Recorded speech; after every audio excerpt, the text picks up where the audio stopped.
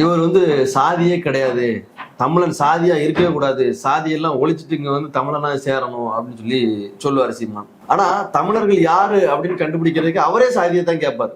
இன்னொன்னு, ஒரு மேடையில என்ன நடக்கு அப்படின்னா, சாதி ஒழிப்பு சாதி ஒழிப்புன்னு பேசுறாரு. எங்கள்கிட்ட நாங்கெல்லாம் சாதியவாதி மாதிரியும் எங்களுக்கு சாதி வெறி பிடிச்சு நாங்க அலையிற மாதிரியும் அதை அவர் தான் சரி பண்ணது மாதிரி பேசுறாரு. அதே மேடையில என்ன சொல்றாருன்னா, பழனி பாபான்னு ஒருத்தர் இருந்தார், உங்களுக்கு தெரியுங்களா? அந்த பழனி பாபா எங்கேயாவது தன்னை தேவர்னு சொல்லியிருக்கானா?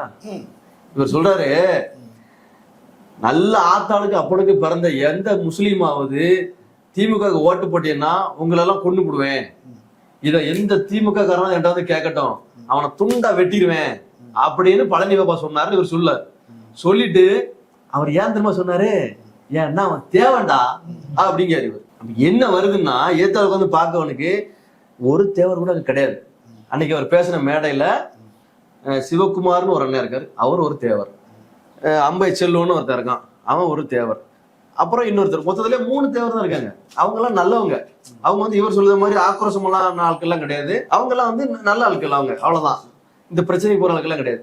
இவர் என்ன சொல்றாரு, இப்படி சொல்லும் போது மத்த கம்யூனிட்டிக்காரர் இருப்பாங்களாம், அவங்க என்ன நினைப்பாங்க, அப்போ தேவர்னா தான் அறுவலத்துக்கிட்டு வெட்டுவாங்களா? அப்போ நம்ம வெட்ட மாட்டோமா, நம்ம வெட்டினது இல்லையா, இல்லைன்னா சீமா இப்படி பேசிக்கிட்டே இருக்கும்போது அவரை கூட நம்ம இப்படி செய்யாம விட்டுருவோமா அப்படின்னு பாப்பானா இல்லையா அவன்?